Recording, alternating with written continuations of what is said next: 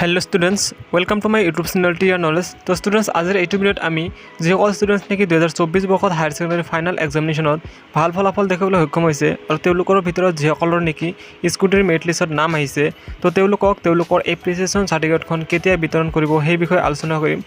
আৰু স্টুডেন্টস এই এপ্ৰিচিয়েশ্যন সাৰ্টিফিকেটখন আনিবলৈ তোমালোকক কেতিয়া মাতা হ'ব, ক'ত মাতা হ'ব আৰু লগতে তোমালোক কি ডকুমেন্টস তোমালোকৰ লগত লৈ যাব লাগিব এই সাৰ্টিফিকেটখন লাভ কৰিবলৈ সেই বিষয়ে আলোচনা কৰিম।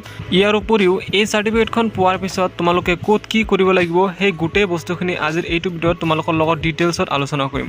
তো তোমালোকে ভিডিঅ'টো অলপ স্কিপ নকৰাকৈ প্ৰথম একেলগে চাই থাকিবা, কাৰণ স্কিপ কৰি চালে ভিডিঅ'টো ভালকৈ বুজি নোপোৱা, পিছত আকৌ এই সাৰ্টিফিকেটখন আনিবলৈ যাওঁতে প্ৰব্লেমত পৰিব পাৰা। সেই ভিডিঅ'টো সম্পূৰ্ণকৈ চাবা আৰু ভিডিঅ'টো এটা লাইক কৰি দিবা আৰু চেনেলৰ প্ৰথমবাৰ ভিজিট কৰিলে প্লিজ চেনেলটো ছাবস্ক্ৰাইব কৰি কাষতে থকা বেল আইকনটো প্ৰেছ কৰি দিবা, যাতে এনে গুৰুত্বপূৰ্ণ আপডেটবোৰ তুমি সদায় পাই থাকিবলৈ সক্ষম হোৱা।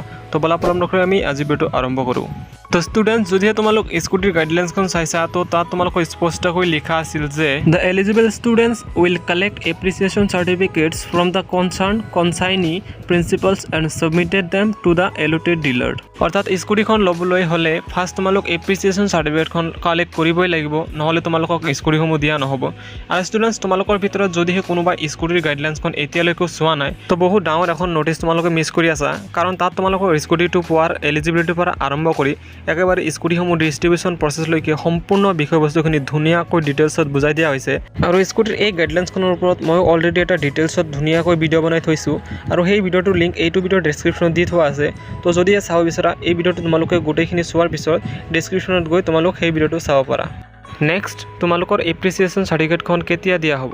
তো ষ্টুডেন্টস তোমালোকৰ এপ্ৰিচিয়েশ্যন চাৰ্টিফিকেটখন কেতিয়া দিয়া হ'ব সেইটো জানিবলৈ হ'লে তোমালোক ফাৰ্ষ্ট যোৱা বছৰৰ কেতিয়া এই স্কুটিৰ এপ্ৰিচিয়েশ্যন চাৰ্টিফিকেটসমূহ বিতৰণ কৰা হৈছিল সেইটো তোমালোকে জানি ল'ব লাগিব, তেতিয়াহে তোমালোকে এটা আইডিয়া কৰিব পাৰিবা। তো ছাত্ৰ ছাত্ৰীসকল যোৱা বছৰ যিহেতু হায়াৰ ছেকেণ্ডাৰী ফাইনেল এক্সামত ভাল ফলাফল লৈ উত্তীৰ্ণ হোৱা ছাত্ৰ ছাত্ৰীক নৱেম্বৰ মাহত স্কুটিসমূহ তেওঁলোকক বিতৰণ কৰা হৈছিল আৰু এই স্কুটিসমূহ বিতৰণৰ সপ্তাহ নে 10 দিনমান আগতে তেওঁলোকৰ এপ্ৰিচিয়েশ্যন চাৰ্টিফিকেটসমূহ বিতৰণ কৰিছিল।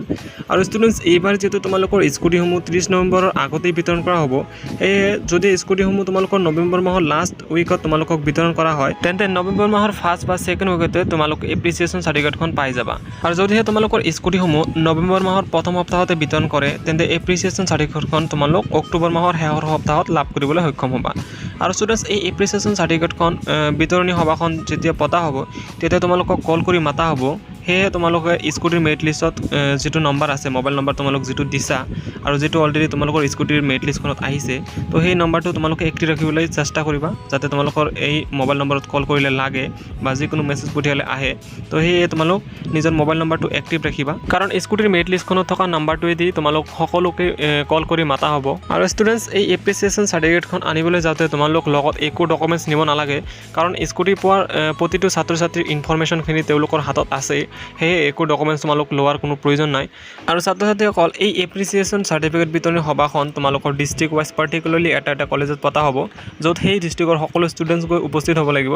আৰু এনেও যেতিয়া তোমালোকৰ এই এপ্ৰিচিয়েশ্যন চাৰ্টিফিকেটখন বিতৰণী সভাখন পতা হ'ব তেতিয়া তোমালোকক কল কৰি মাতিবই যে ক'ত যাব লাগিব তোমালোক। আৰু ফাইনেলি যেতিয়া তোমালোক এই এপ্ৰিচিয়েশ্যন চাৰ্টিফিকেটখন লাভ কৰিবা তাৰ কেইদিনমান পিছতেই তোমালোকক কল কৰি ডিলাৰৰ পৰা মাতা হ'ব তোমালোকৰ স্কুটিৰ ডকুমেণ্টছ ভেৰিফিকেশ্যনৰ কাৰণে। আৰু যেতিয়া তোমালোকে ফাইনেলি তোমালোকৰ স্কুটিৰ ডকুমেণ্ট ভেৰিফিকেশ্যন কৰি থৈ আহিবা তাৰ কেইদিনমান পিছতে ফাইনেলি তোমালোকক আকৌ কল কৰি মাতিব তোমালোকৰ স্কুটিখন লৈ আহিবলৈ। আৰু তেতিয়া তোমালোকে নিজৰ লগত নিজৰ এপ্ৰিচিয়েশ্যন চাৰ্টিফিকেটখন লগত লৈ যাব লাগিব আৰু তাতে গৈ তোমালোকে এই স্কুটিৰ ডিলাৰখনত দেখাব লাগিব নিজৰ এপ্ৰিচিয়েশ্যন চাৰ্টিফিকেটখন, তেতিয়াহে তোমালোকক স্কুটিসমূহ দিয়া হ'ব। সেয়ে তোমালোকৰ বাবে এপ্ৰিচিয়েশ্যন চাৰ্টিফিকেটখন অতি গুৰুত্বপূৰ্ণ। আৰু ছাত্ৰ ছাত্ৰীসকল তোমালোকৰ এপ্ৰিচিয়েশ্যন চাৰ্টিফিকেটখনত কি লিখা থাকিব মই তোমালোকক সেইটো অলপ কৈ দিওঁ। তো স্কুটিৰ এই এপ্ৰিচিয়েশ্যন চাৰ্টিফিকেটখনত তোমালোকৰ ডক্টৰ বাণীকান্ত কাকতি মেধা বঁটা বুলি লিখা থাকিব আৰু তাত তোমালোকৰ নাম আৰু কলেজখনৰ নাম লিখা থাকিব। তো ষ্টুডেণ্টছ নিশ্চয় এতিয়া তোমালোকে গম পালা যে ক'ত কেতিয়া আৰু কেনেদৰে তোমালোকৰ স্কুটিৰ এপ্ৰিচিয়েশ্যন চাৰ্টিফিকেটখন দিয়া হ'ব আৰু কেনেকৈ তোমালোকে লৈ আহিব লাগিব। তো ষ্টুডেণ্টছ আজিৰ ভিডিঅ'ত এইখিনি আছিল। যদি ভিডিঅ'টো ভাল লাগে প্লিজ ভিডিঅ'টো লাইক কৰি দিবা আৰু চেনেলত প্ৰথমবাৰ ভিজিট কৰিলে প্লিজ চেনেলটো ছাবস্ক্ৰাইব কৰিবলৈ নাপাহৰিবা। আৰু যদিহে কিবা ইয়াত তোমালোকৰ সুধিব লগা থাকে প্লিজ কমেণ্ট কৰি জনাবা, মই তোমালোকৰ কমেণ্টৰ নিশ্চয় এনচাৰ দিম। তো আজিৰ ভিডিঅ'ত এইখিনি আছিল, পুনৰ লগ পাম এনেধৰণৰ গুৰুত্বপূৰ্ণ ভিডিঅ'বোৰ লৈ।